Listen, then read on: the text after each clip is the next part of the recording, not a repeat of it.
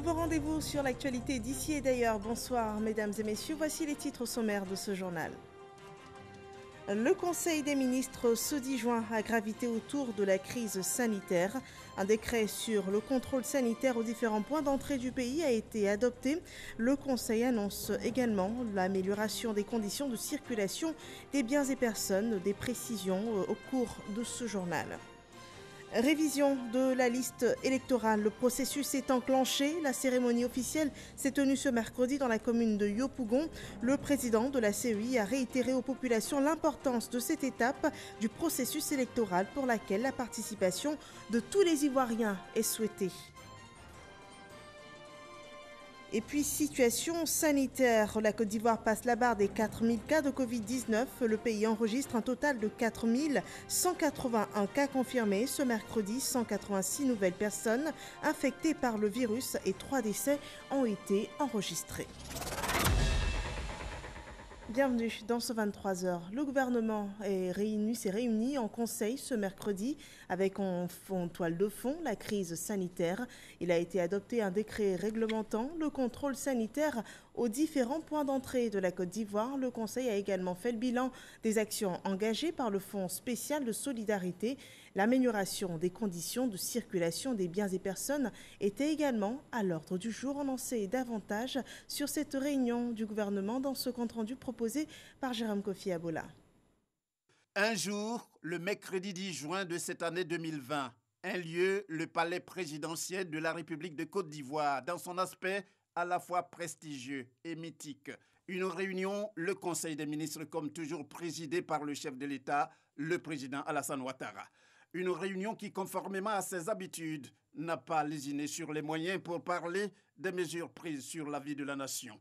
Le Conseil a adopté un décret portant ratification d'une convention de crédit d'un montant de 36,07 milliards de francs CFA, conclu le 28 mai 2020 entre l'Agence française de développement et la République de Côte d'Ivoire en vue du financement du projet d'achèvement des opérations de réhabilitation d'infrastructures de transport. Ce projet vise à améliorer les conditions de circulation des biens et des personnes entre les différentes régions du pays et à favoriser les échanges avec les pays limitrophes.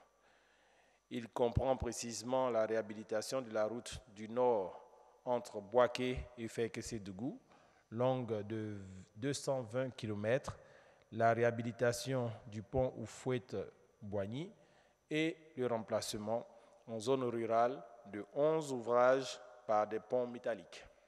Et tenez-vous bien, il n'y a pas que cette décision sur l'amélioration des conditions de circulation des biens et des personnes. Celle qui suit a été prise relativement au contrôle sanitaire des personnes aux points d'entrée terrestres, maritimes, fluviaux, lagunaires, ferroviaires et aéroportuaires dans le cadre de la riposte contre la maladie à coronavirus.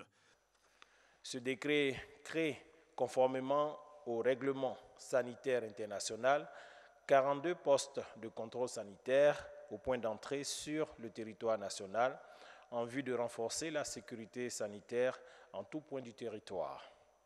Ces points de contrôle, tenus par des agents de l'Institut national de l'hygiène publique, en liaison avec les forces de défense et de sécurité, constituent les premiers contacts à l'entrée et les derniers à la sortie du territoire national, de façon à protéger durablement les populations contre les menaces sanitaires sans entraver la libre circulation des biens et des personnes. En outre, le Conseil a adopté une communication sur l'état d'exécution du programme social du gouvernement PS-Gouv au 31 mars 2020.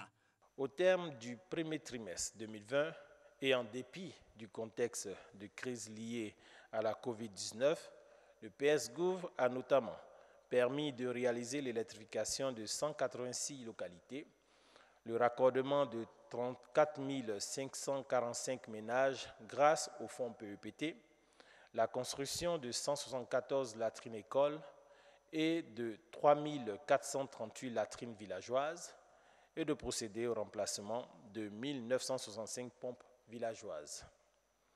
Au cours de cette même période, 404 213 personnes ont été enrôlées dans le cadre de la couverture maladie universelle. Ces réalisations ont nécessité, à fin mars 2020, l'engagement d'un montant total établi à 105,3 milliards de francs CFA, dont 82 milliards de francs CFA au titre du PRONER sur 479,4 milliards de francs CFA de financement effectif en 2020, soit un taux d'engagement de 22%, en lien avec les difficultés relatives au basculement en mode budget-programme en cours de résorption pour améliorer l'exécution budgétaire ainsi qu'aux mesures de restriction imposées par la gestion de la COVID-19. Aussi, avant d'en arriver au baisser de rideau, le Conseil, à son point de divers, a-t-il informé sur le début ce mercredi de la période de la révision de la liste électorale et sur la tenue du Conseil national de sécurité, prévu ce jeudi. Et à près de 4 mois du scrutin présidentiel, la Côte d'Ivoire met à jour sa liste électorale. L'opération de révision de la liste électorale a démarré ce mercredi sur toute l'étendue du territoire national et l'école William Ponty dans la commune de Yopougon a accueilli la cérémonie de lancement. Le rapport de Sidonie Davila. La révision de la liste électorale est entrée dans sa phase pratique ce mercredi. Cette visite guidée des autorités avec à sa tête le premier responsable de la commission électorale indépendante, CEI, dans certains bureaux de recensement à l'école William Ponty de Yopougon est pour s'assurer de l'effectivité de l'opération d'enrôlement. Vous ne devez pas aller au-delà de ce qui vous a été indiqué dans la procédure. Parce que si vous prenez mal le nom sur le formulaire, immédiatement le formulaire est rejeté. Yopougon, la plus grande commune d'Abidjan, qui abrite la cérémonie de lancement officiel du démarrage de l'opération d'enrôlement, concentre plus de 400 000 électeurs. Avec cette faible affluence remarquée dans les centres ce premier jour, le maire assure de son soutien dans les actions de sensibilisation.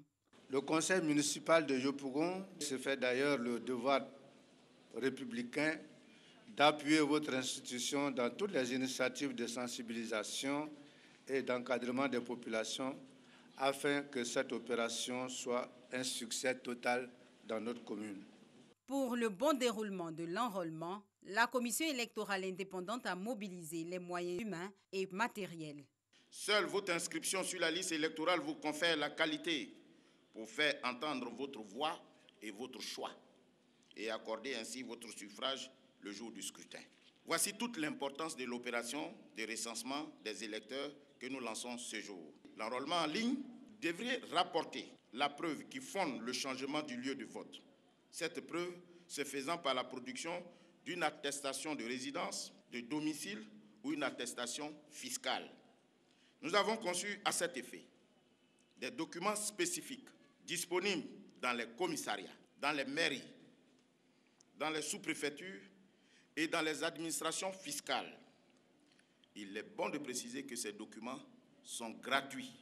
Le ministre Sidiki Diakité et Adama Bictogo, directeur exécutif du RHDP, saluent cette opération qui marque une étape importante du processus électoral en Côte d'Ivoire. Nous voudrons en profiter pour encourager tous les Ivoiriens, particulièrement les nouveaux majeurs et ceux disposant des pièces requises pour s'inscrire sur la liste électorale, à justement approcher les centres d'enrôlement pour s'inscrire sur cette liste électorale.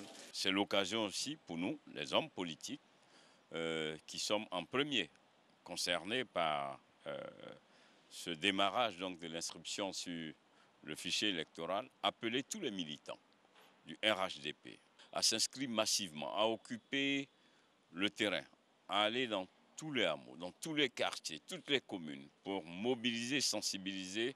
La CEI compte pour sa part intensifier sa sensibilisation sur le terrain pour toucher le maximum de personnes concernées par cette opération.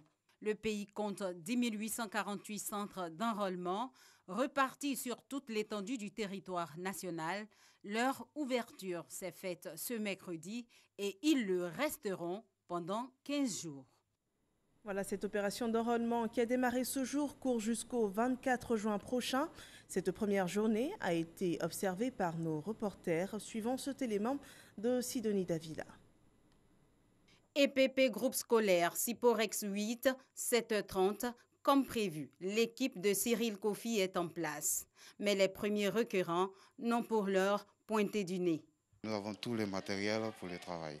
Bon, à cette heure-ci, nous n'avons pas encore reçu de personne, mais nous espérons que les gens viendront. Changement de décor, groupe scolaire sévit. Dans cet établissement privé, on note la présence de Roland Kwakoukan. Ce nouveau majeur est venu se faire enrôler. Je suis très content de me faire inscrire sur la liste électorale. 10 minutes après, une autre présence, celle de Agnagne. Après avoir déroulé le motif de sa présence, l'agent lui rappelle qu'elle ne pourra pas se faire enrôler. La raison. Vous avez une fois voté? Si, j'ai une fois voté. L'enrôlement concerne les nouveaux majeurs, ceux qui n'ont jamais voté. Et ceux aussi vraiment qui sont des déplacés, qui veulent changer leur lieu de vote. Voilà, c'est eux que vraiment nous recensons. Les anciens qui ont une fois voté là, eux, vraiment, ils ne sont pas pris en compte. Je vais avec un sentiment de joie parce que là, on m'a éclairé. Donc, je vais aller vérifier pour être sûr et puis voter. Dans chaque bureau de recensement, on trouve une équipe de 3 agents, le chef de centre, l'agent morpho, l'agent formulaire. Pour ce premier jour, l'opération démarre timidement, mais les autorités ivoiriennes espèrent que leur appel à l'enrôlement en vue de la révision de la liste électorale se fera entendre par les populations. Voilà, ce premier jour de l'opération enregistre une faible affluence. C'est aussi le cas hors d'Abidjan, notamment à Bouaké, comme dans les autres villes du pays. Les populations sont exhortées donc à à se faire enrôler. Le reportage de Djeneba Ouattara. Le processus de révision de la liste électorale a démarré sur toute l'étendue du territoire national. À Bouaké, on constate une faible affluence dans les différents centres d'enrôlement. Depuis ce matin, nous avons reçu 2 personnes et plusieurs personnes sont venues pour vérifier le lieu de recensement. Au lycée classique et moderne 1, Adama est venu se renseigner sur les pièces à fournir pour un changement de lieu de vote. J'étais sur la liste ici à Bouaké. Bon, pour le deuxième, ça m'a trouvé à Goville. On m'a donné des consignes d'aller à la police. Aller faire le certificat de résidence pour pouvoir faire le déplacement sur Bouaké. Pour s'assurer du bon déroulement de l'opération, les autorités locales ont visité quelques centres. Dans ces différents lieux d'enrôlement, les agents de la CEI révèlent quelques difficultés. Pour scanner la pièce d'identité, on a un petit souci. Quand on le fait, les données ne sortent pas. On attend nos responsables pour qu'ils viennent donner plus d'informations. Les autorités préfectorales invitent les pétitionnaires à s'inscrire massivement sur la liste électorale. Après avoir visité les quelques centres d'enrôlement, 2 constats se dégagent. Le premier constat, c'est la faible affluence des populations. Non, il faut que les populations sortent massivement, parce que nous n'avons que 10 jours pour la révision de la liste électorale. Il n'y aura pas d'autres délais. Le deuxième constat, c'est la difficulté que certains agents ont avec les tablettes. Je pense que des dispositions seront prises afin que les tablettes fonctionnent bien et ne bloquent pas le processus. Le département de Bouaké compte 335 centres d'enrôlement, dont 173 dans la commune. L'opération prend fin le 24 juin prochain. Voilà, et tous les Ivoiriens, où qu'ils soient, sont concernés par cette étape du processus électoral. Autre événement de ce mercredi, les sénateurs ont adopté au cours d'une séance plénière le statut des commissaires de justice. Cette loi modificative institue la profession de commissaire de justice par la fusion des professions d'huissier et de commissaire-priseur. Les explications de Kader Sogodogo depuis Yamoussoukro. Jeannot Aoussou-Kouadio et les sénateurs en pleine activité à la Fondation Félix Houphouët-Boigny pour la recherche de la paix de Yamoussoukro.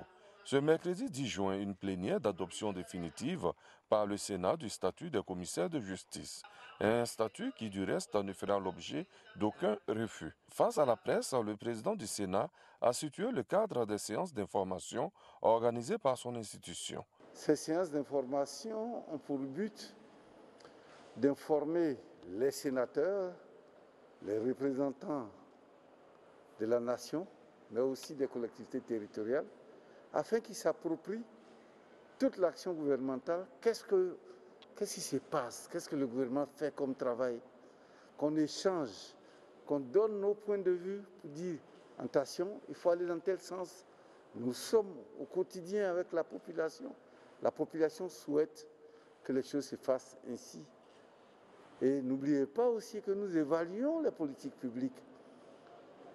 Quand le gouvernement, l'exécutif finit de gérer le budget qu'on met à sa disposition, c'est le Parlement qui vient vérifier si le budget a été bien utilisé. C'est le Parlement qui donne le quitus, la bonne exécution du gouvernement. Donc c'est pour suivre la bonne exécution que nous faisons les séances d'information, on pose des questions. C'est constitutionnel, c'est réglementaire. Des séances pour répondre aux préoccupations des populations, mais également une véritable lucarne pour les membres du gouvernement pour mieux informer sur des questions du moment. Le Sénat est tout heureux de recevoir les membres du gouvernement. Mais là, on rentre dans le débat. Quand le ministre de l'Économie et des Finances vient au Sénat, c'est la Commission des affaires économiques et financières du Sénat qui reçoit le ministre, mais avec les autres sénateurs.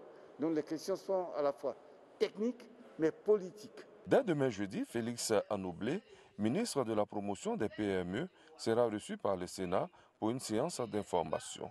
Il sera suivi vendredi par le ministre de l'Éducation nationale, de l'enseignement technique et de la formation professionnelle, Kandia Kamara.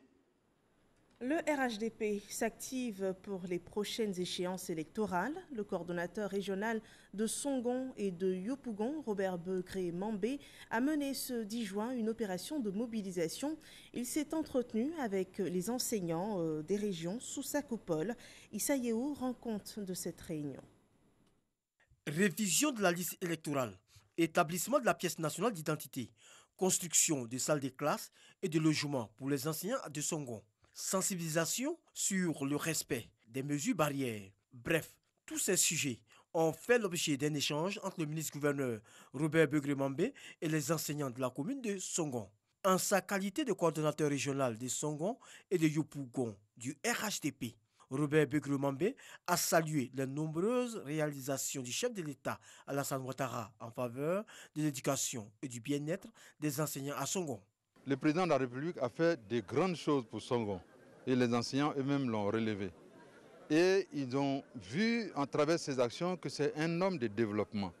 Donc nous sommes engagés tous à suivre le président dans le développement qu'il impulse à cette région de Songon et à toutes les régions d'Abidjan. Ayant apprécié la tenue de cette rencontre, les enseignants ont dit leur satisfaction au ministre-gouverneur et au président de la République pour les actions de développement posées à Songon, leur facilitant l'exercice de leurs fonctions. Ils ont indiqué qu'ils seront reconnaissants au moment opportun. Les enseignants ont tous vu, nous avons tous bénéficié. Comme il a dit, nous avons le discernement. C'est sans parti politique, nous sommes prêts pour suivre sa vision pour le développement.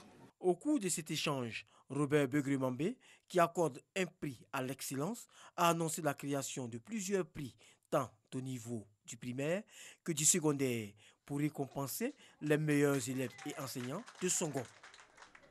À présent, ce communiqué de la ACA relatif à la déclaration des services de distribution et de diffusion des programmes audiovisuels en ligne, la Haute Autorité de la Communication Audiovisuelle ACA informe les promoteurs des médias audiovisuels en ligne, notamment les web TV, les web radios et les services de distribution et de diffusion des programmes audiovisuels en ligne, qu'elle initie du 15 juin au 15 juillet 2020 une opération de recensement des 10 médias établis en Côte d'Ivoire.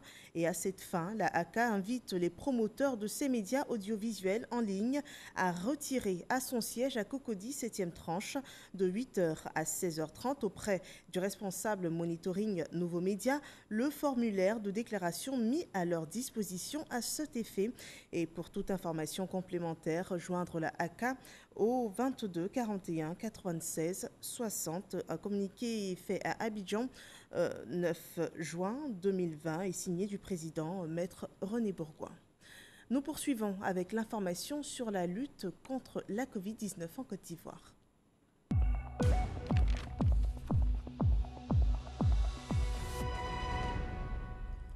Ce mercredi 10 juin, la Côte d'Ivoire a passé la barre des 4000 cas de contamination.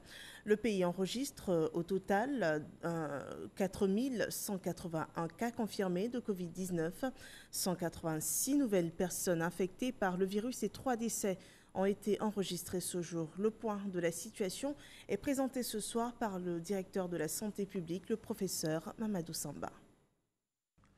Le ministère de la Santé et de l'Hygiène publique a enregistré ce jour, mercredi 10 juin 2020, 186 nouveaux cas de Covid-19 sur 612 échantillons prélevés, soit 30,4% de cas positifs, 129 guéris et 3 décès. Nous avons déploré ce jour 3 décès au service des maladies infectieuses et tropicales du CHU de Treichville. Le premier est un patient de 22 ans, obèse. Le second est un patient de 47 ans avec une obésité morbide et un troisième de 62 ans, transplanté rénal et diabétique. Le ministre de la Santé et de l'Hygiène publique présente ses condoléances aux familles éplorées.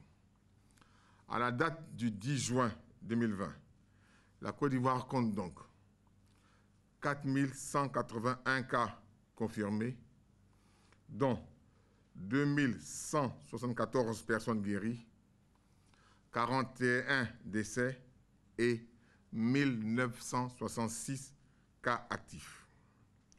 Le nombre total d'échantillons est de 33 476. Le ministre de la Santé et de l'Hygiène publique rappelle que la pandémie n'est pas terminée. Il exhorte les populations à ne pas relâcher les efforts dans le respect des mesures barrières.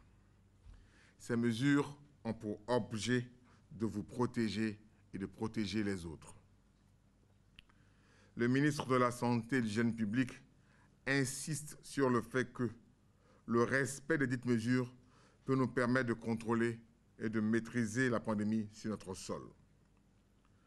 Dès l'apparition de signes tels que la toux, la fièvre et les difficultés respiratoires, n'hésitez pas à vous rendre dans un des centres d'accueil et de dépistage Covid-19 ou appeler les numéros gratuits suivants, le 101, le 119, le 125 et le 143. À présent, les chiffres de la pandémie hors de nos frontières au Ghana sont enregistrés 10 201 cas confirmés et 48 décès. Au Sénégal, 4 640 cas confirmés et 52 décès. Le Burkina Faso enregistre 891 cas confirmés et 53 décès. Au total, en Afrique, sont enregistrés 204 404 cas confirmés et 5 552 décès. Le monde enregistre au moins 7 293 307 cas confirmés et au moins 413 126 personnes décédées des suites de la Covid-19. Avec plus de 4000 cas recensés en Côte d'Ivoire, le respect strict des mesures barrières est fortement recommandé par les autorités sanitaires et sécuritaires.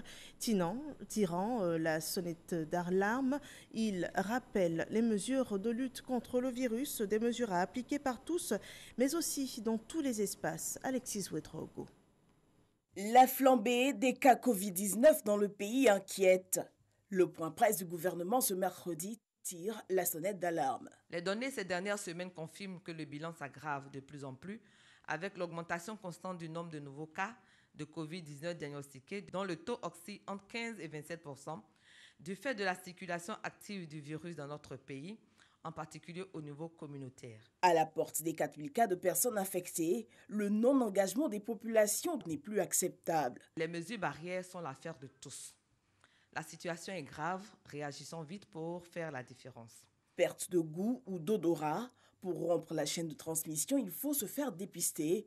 La prise en charge ivoirienne fait ses preuves. Pour toute autre préoccupation, comme une perte inexpliquée de goût ou de l'odorat, vous êtes prié de vous rendre muni des masques dans les sites de dépistage de proximité Covid-19 ou d'appeler les numéros utiles et gratuits suivants.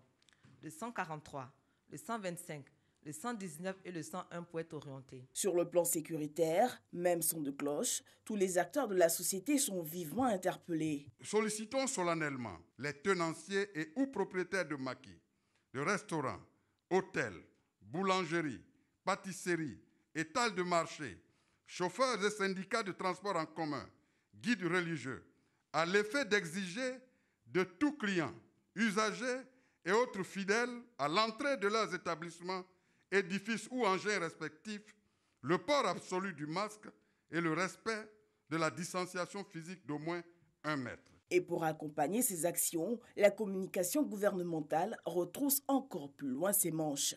La lutte contre la propagation de la Covid-19 oblige aujourd'hui l'implication de tous. Et en plus des gestes barrières recommandés par le gouvernement a pris plusieurs mesures limitant les déplacements des personnes. On peut citer par exemple l'isolement du Grand Abidjan et la fermeture des frontières.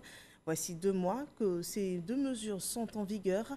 Comment se porte donc le secteur du transport dans ce contexte? Le secteur du transport urbain, réponse dans ce reportage de Kader Sogodogo. Le 29 mars 2020, sur instruction du Conseil national de sécurité, le Grand Abidjan allait être confiné. Une mesure prise pour éviter la propagation de la Covid-19 aux villes de l'intérieur du pays. À cette période, la majorité des cas détectés étaient concentrés dans le Grand Abidjan. Ce n'est pas tout. Les frontières terrestres du pays allaient subir le même sort. Ces mesures de confinement allaient voir les différentes compagnies de transport terrestre qui faisaient la navette entre Abidjan et l'intérieur du pays et la Côte d'Ivoire et les pays voisins cesser leurs activités. Une pilule difficile à avaler. Abidjan étant confiné, notre activité est carrément à l'arrêt. Parce qu'il faut dire que Abidjan représente 90% de notre chiffre d'affaires. En termes de densité, en termes de rotation d'Abidjan vers l'intérieur et vice-versa, ainsi que la sous-région. Boaké, Abidjan, Bobo-Dioulasso, on faisait 3 départs par jour. Maintenant, Abidjan, Bobo-Dioulasso, on faisait 4 départs par jour. Mais depuis la pandémie est venue, les compagnies sont garées jusqu'à les nouvelles ordres. Les conséquences n'allaient pas tarder. Une véritable crise économique. Certaines compagnies sont passées de 10 000 passagers transportés par jour à environ 500. L'écart est énorme. Le transport entre les villes de l'intérieur ne peut être une bouffée d'oxygène. Les charges sont énormes. En face, les recettes maigres. Il a fallu procéder au chômage technique. J'ai 62 personnes qui travaillent avec moi. Aujourd'hui, ils ne travaillent pas. Ils payent les maisons, ils payent manger, il n'y a rien. Je ne peux pas les payer. Une difficulté qui n'échappe pas au ministère des Transports. Les transporteurs, de manière générale, aujourd'hui, ont posé un constat dont la traduction en termes de chiffres nous amène à une perte de l'ordre de 18 milliards, avec son corollaire de chômage technique, de mise en chômage provisoire. Nous en sommes conscients, nous sommes en relation avec ces compagnies, ces représentants de ces compagnies. C'est en cela que le ministre les a déjà reçus à plusieurs reprises au cabinet. Pour lutter contre l'impact de la pandémie, le gouvernement a en toute responsabilité pris des mesures pour porter assistance à tous les secteurs touchés. Le monde des transports n'échappe pas à la générosité étatique. Quand on sort la calculatrice, il y a, selon les premières études menées, qui doivent être stabilisées, une perte de l'ordre de 18 milliards. L'accompagnement se fera essentiellement à travers les 4 fonds. Le plan de soutien du gouvernement est de l'ordre de 1700 milliards. Et dans les différents fonds, vous avez pour les personnes vulnérables de l'ordre de 150 milliards, vous avez pour les grandes entreprises de l'ordre de 100 milliards, vous avez pour les PME de l'ordre de 150 milliards, etc. Donc c'est dans ce package-là que véritablement les transporteurs seront accompagnés. C'est bon de passer à la caisse de l'État, mais la réalité est là. Il faudra bien reprendre à un moment donné au risque de disparaître. Pas de la Covid-19, mais de la crise économique. Alors, les transporteurs sont prêts à se soumettre à toutes les exigences. Au bout, il y a la survie du secteur. Nous sommes vraiment prêts à respecter et à nous engager aux côtés de l'État pour reprendre l'activité en respectant les mesures que l'État a prises pour préserver la vie des Ivoiriens. Nous sommes en train de redoubler d'efforts pour que lorsque Abidjan va être déconfiné, toutes les dispositions soient prises afin que les mesures qui vont être prises soient respectées par tous pour que le transport, comme on a toujours dit, la maladie ne passe pas par les transporteurs. En attendant, sur l'autoroute, l'absence des cas se fait sentir. Les gros camions restent les rois de la route. Ils traversent les frontières. Ils entrent également à Abidjan. Le Conseil national de sécurité autorise le transport des marchandises.